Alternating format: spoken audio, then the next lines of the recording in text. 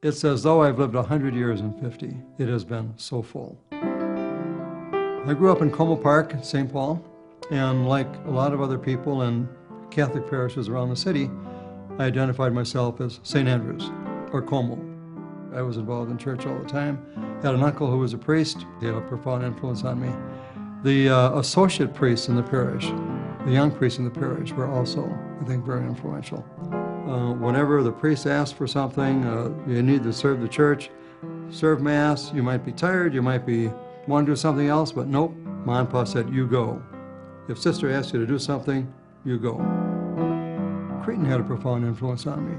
To see these men, the Christian brothers, making the choice to provide an education for poor kids. When I was just a little boy, I used to sneak and open the door a crack on our kitchen door where my dad was sitting in the kitchen with two other musicians and they were practicing. And then when I was 7, I started piano lessons.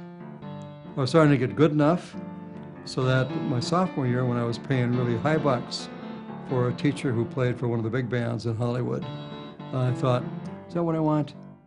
Music has been a part of my life forever. At the same time, I was very involved in youth ministry of the Catholic Youth Center.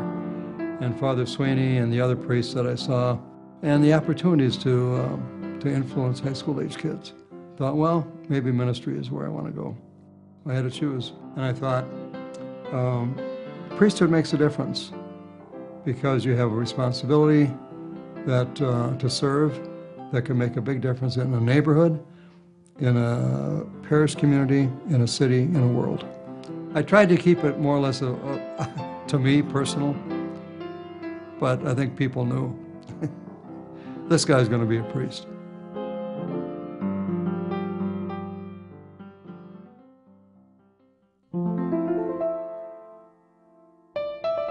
I was ordained at a time when the church hadn't changed for 400 years or so. My first assignment was not one that I really wanted, but, you know, bloom where you're planted. So I went, and I loved it. When I started teaching, everything was in order. Use the old textbooks, you just take them on. Within 2 or 3 years, everything started to change. There were crises, one after the other, during those years. 65, 66, 1967, 68. 68, I hit the wall. It was then that half of my classmates that I was ordained with a few years earlier had left the priesthood. I had to start asking myself questions. Is what I'm doing and is what I feel called to do valuable, and should I stick with what I'm doing? I wanted to build my house. And the rock was the church, the rock was family, the rock was the old values. So I decided to serve the middle. And it fit me because I was called from birth to be a bridge builder.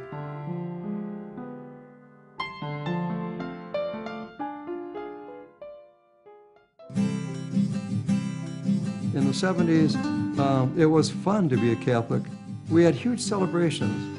I was really working full tilt, writing books and doing TV, and we trained hundreds of high school age kids to be leaders in their churches and their parishes, in liturgy, and to be catechists, to teach other kids, to serve. It was an exciting time. When I was asked in 1976 to develop a Catholic curriculum in sexuality education, I really didn't want to, because I knew that at that time there was a lot of conflict. You had people on one side saying, no, we don't talk about it, it belongs to the family. But families weren't doing it. Somebody had to do it. And others were saying, but you don't go far enough. In a 4-year period of time, we accomplished the impossible, and it became used all over the country, as well as Australia and England. So in 1981, Search Institute asked me to come on board. I was asked to direct a project to develop, imagine, a sex education program for public schools that brought the teaching of values, human values, back into public education. That is one of the things that I'm very proud of. I didn't do it alone, did it with thousands of people, actually.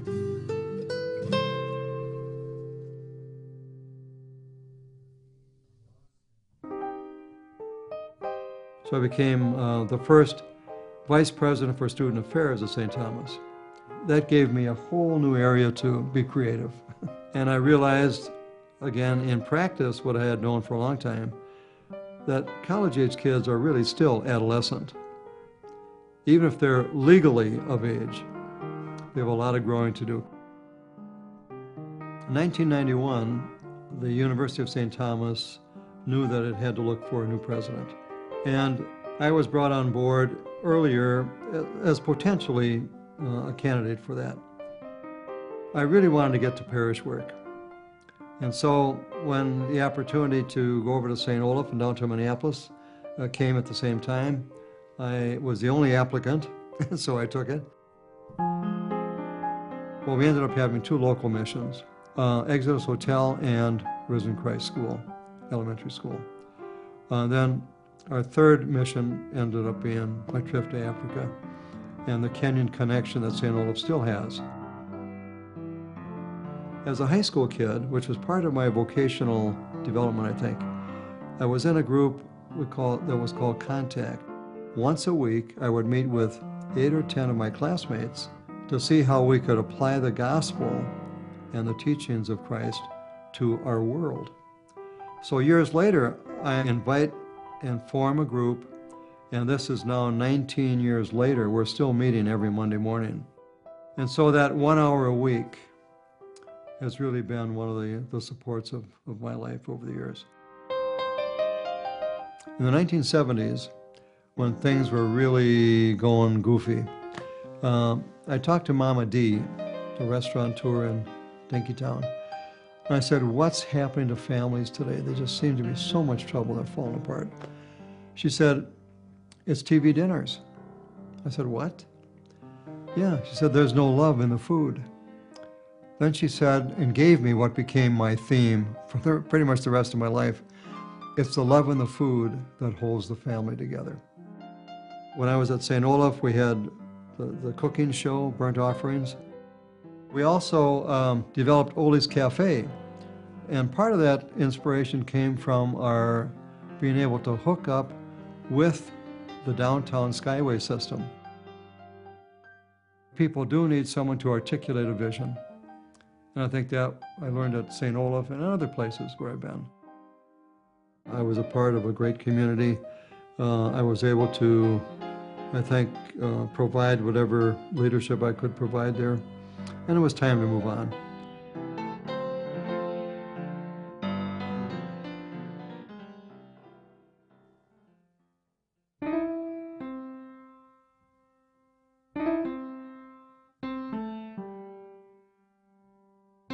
When I retired from full-time active ministry 8 years ago, 2004, I wanted to get back into working with high school kids because I never lost a profound reverence for that age group. I have great respect for today's young people. I think they'll do just fine. The kids that I see and the kids that I work with really give me a lot of hope. I was able to get a $10,000 grant to provide computers for St. Timon School in Kenya, and to bring our kids there, from our high school kids from Cretin-Derham, to see them teaching these kids who had never seen a typewriter in their life. And now they've got a computer, and they've got a world of books at their fingertips. They don't have a library even. They don't have textbooks. I came up with the idea that had become a very popular retreat for sophomores. But imagine 50 kids, high school age kids, every one of them cracking eggs, putting the flour in, and making the pasta and making the ravioli. 300 and more we end up with. No two look alike. And then they sit down to eat, and they have a meal. At school is 22 minutes for lunch. This meal in our retreat is at least an hour. They can actually experience the love that went into the food and the love that continues to feed the family gathered around whatever table. I'd do it all over again. I'd do it all over again. There's nothing, I don't believe there's anything that I could do, given the faith that I have and the gifts that I have. There's nothing more I could do that could make me more fulfilled than to be what I have been and continue to be. Any life decision, whether it's marriage or to be single or to be a priest or whatever, really is an act of faith. And faith is saying yes in spite of the darkness. I'm just doing what I was ordained to do 50 years ago. I'm being a priest.